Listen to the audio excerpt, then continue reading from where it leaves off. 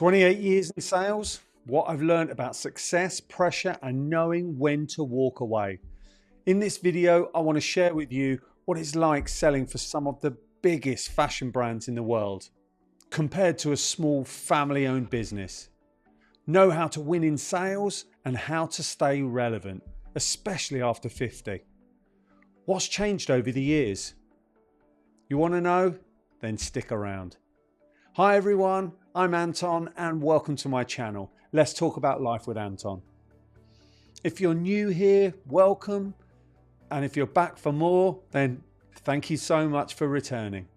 Now, I've spent 28 years in the business arena, starting off as a humble, wet behind the ears sales rep, and then moving up to sales management, and then becoming an independent sales agent for multiple companies over different industries.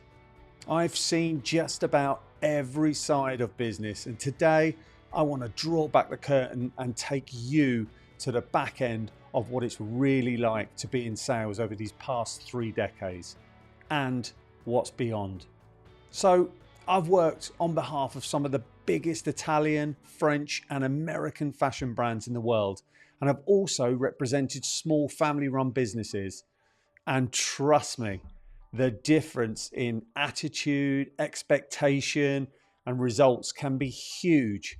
So in this video, I want to share with you some real world lessons I've learned along the way about knowing when to leave a job, staying consistent under pressure, avoiding burnout, coping with redundancy and staying relevant in sales after 50, and so much more. And as a bonus, so stick around, and at the very end of this video, I want to touch on what I think the future impact will be on sales reps with advanced technology and AI systems being introduced every week. So if you've been in business for a while or you're just starting out, this video is definitely for you. The early years, learning the game. I started off as a sales rep, young, hungry, full of energy and willing to say yes to pretty much anything. Back then, sales were about relationships, handshakes and road miles, written customer cards, telephone calls from a desk in the office, briefcases at the ready with company brochures inside them advertising their latest products, pens, calculators, and most importantly, that all-important diary.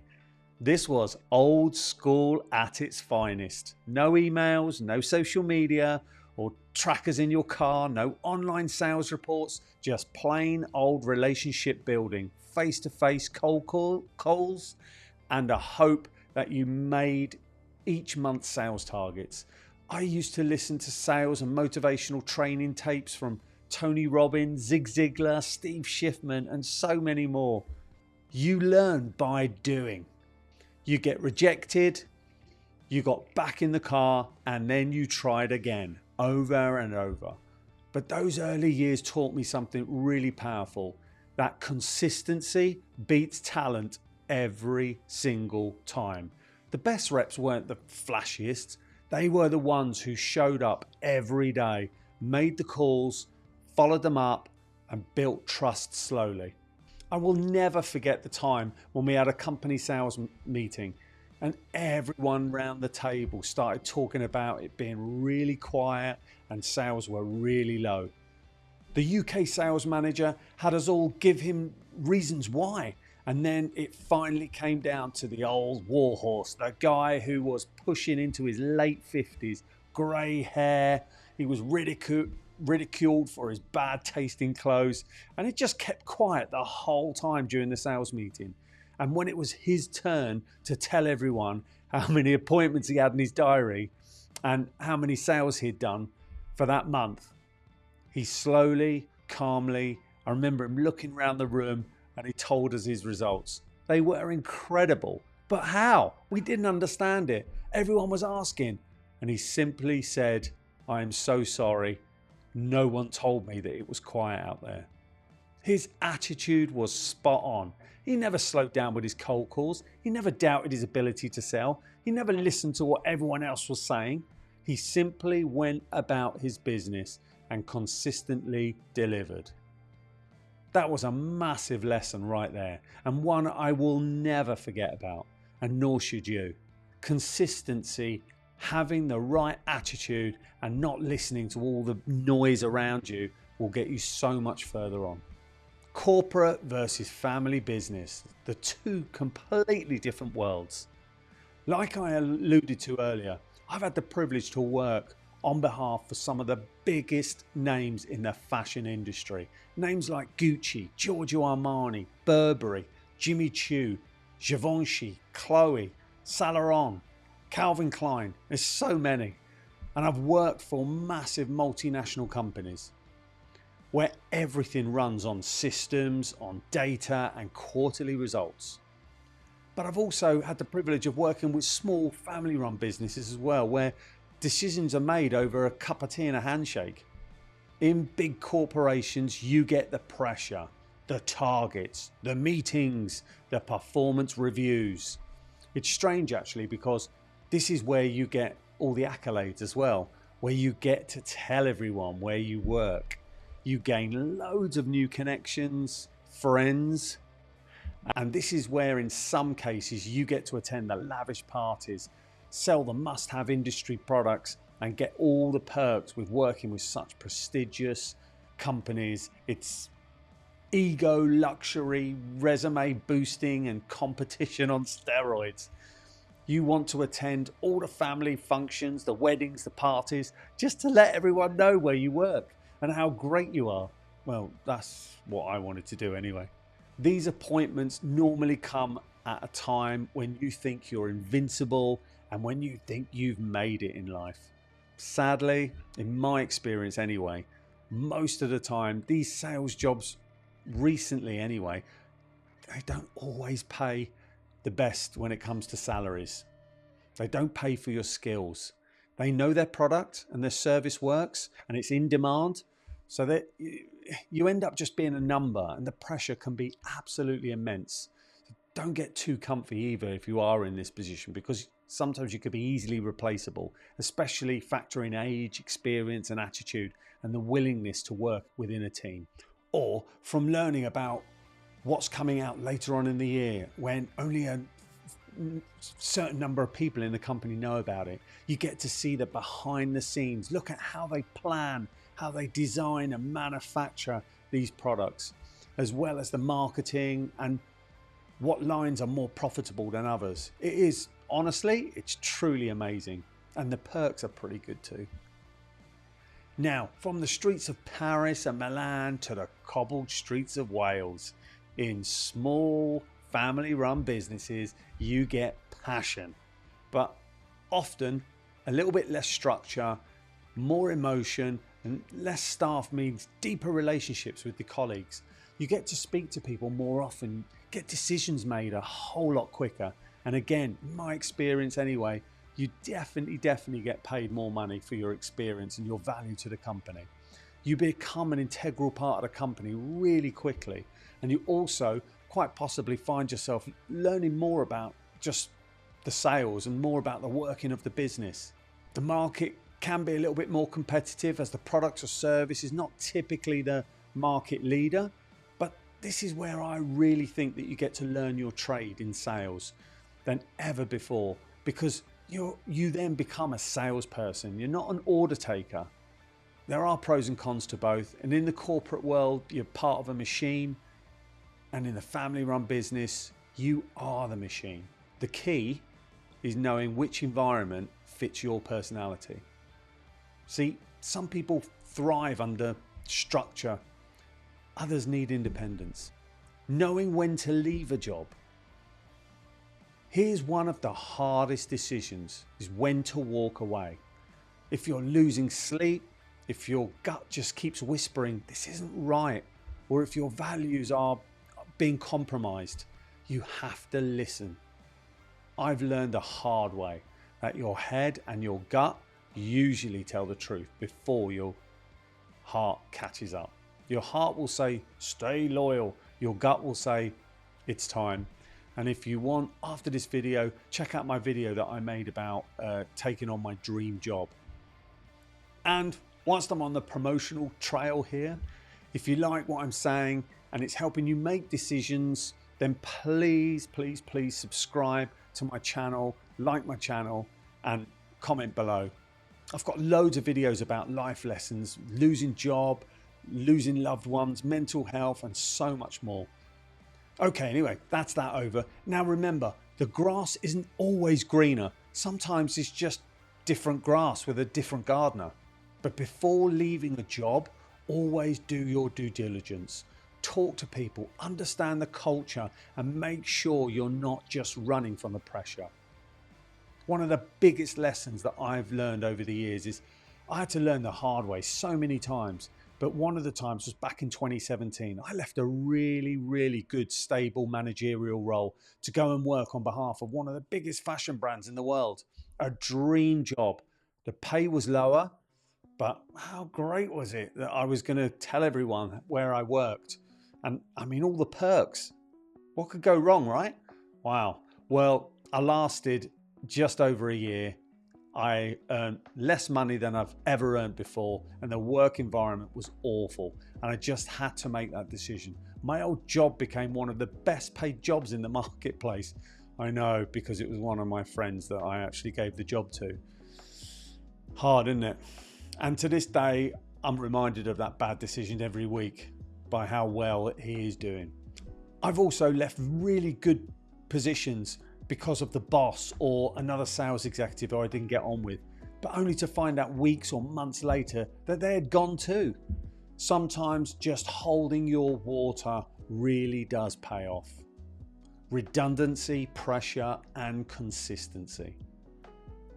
Now, I've been made redundant twice before, and it hits hard, believe me, especially as the latest one was when I was in my 50s. Again, if you want to check out that video at the end of this, then yeah, absolutely go and have a look at that one. It's all about me being made redundant at 51. But looking back, it was one of the best resets of my career. Redundancy teaches you two things. You're not defined by your job title, and consistency and mindset are everything. In sales, pressure never disappears. It just changes form. Sometimes it's your boss breathing down your neck. Sometimes it's just targets. And other times it's just your team looking to you for answers. The key is balance. Keep doing the basics, the calls, the follow-ups, the customer care, even when motivation dips. So one of the best things that works for me when I'm really not feeling it on a particular day, I'm not motivated, and I'd rather sit in a service station and drink copious amounts of coffee, I always make myself make between 1 and 3 phone calls, or I go to a customer and do a face-to-face call. It's amazing what one positive comment like, sure, I'm interested, or hey, let's schedule an appointment makes. Most of the time it sends me off on a whirlwind of more calls and more cold calls because I'm now back in the game. Sales meetings, trust, and office politics. After nearly 3 decades in sales, here's some truth. Not every meeting needs your opinion, especially when your figures aren't the best. There's power in knowing when to speak up and when to stay quiet. Sure, look, sales meetings can be emotional. Targets missed, people under pressure, egos flying all around the room. Sometimes silence earns you more respect than speech. I can't tell you the amount of times that I've been way too vocal about the product, the service, the company, only to find out that some of my colleagues who promised to back me before the meeting suddenly stay silent. Not every sales rep is going to be your friend, but mutual trust makes the job easier. If someone wins, celebrate them. If you win, stay humble. Sales is a marathon of little wins, not a sprint to one big one. Winning small battles to win the war. Sometimes you'll feel like getting the short end of the stick, less commission, a tough territory, or a client just doesn't buy off you. But every little win adds up. Take pride in the small victories and follow up call that leads to a meeting. The new relationship that finally clicks in after 6 months. That's how you win the long game. I'll never forget that time I tried, I think it was for like 2 years, to get into a customer, only to get rejected on a monthly basis, time after time. Then out the blue, a new buyer came along and I got my sales order coming in on a regular basis. But that wasn't the end of the story. 3 months after that, I got a call from the original buyer who left, who was now a larger company, telling me that he'd always loved the fact that I was so consistent and I didn't once show any frustration in being told no time after time. He said he can now buy my products and that it was me who he was buying off, not the products. Sell yourself first, then the product or service. I didn't know it at the time, but it was those small little battles of getting over the rejection time after time that actually won me the war in this particular outcome on both fronts. Staying relevant after 50. Here's the big one. After 50, staying relevant in sales isn't about keeping up with the young reps. It's about using your experience as leverage. Learn the new tools, the CRM systems, the LinkedIn outreach, AI email writing. But don't forget that your people skills are your superpower. You've been through recessions, redundancies, and loads of bad quarters and even years. That experience is worth gold. And if you use it to mentor others and keep learning yourself, you'll become such a useful asset to the company. Embrace change because it will be coming. And keep consistent, well respected and relevant. It seems like only last year I was sitting in a sales meeting, jet black hair, tiny 32-inch waist, unblemished skin, feeling invincible, looking at all the other older sales reps in the company thinking, I can outsell them every day of the week. How stupid was I? Now look, that's me. Use what you have to your best advantage and remember, you are worthy. Burnout, balance, and when to stay or go.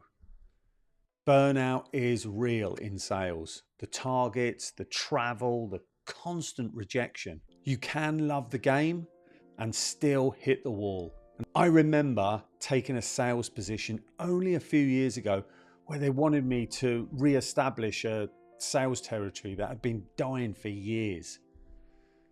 But it meant me traveling from one region to another by boat. Now, the crossing was only about 4 hours in total, but I had to work there every other week. So that's 2 weeks every month away from the family. The novelty of staying in hotels slowly evaporated. Even the journey back home by boat on the Friday afternoon started to get to me. I loved the product I was selling, but the traveling really did take its toll, especially when the weather wasn't great in the winter months. Sometimes I wouldn't even get home until about 10 o'clock in the evening on a Friday night. When that happens, you've got to ask yourself these 3 questions. Am I learning? Am I valued? And am I happy? And if the answer is no to all 3, it's time to move on. And if you say yes to at least one of these, you've still got purpose.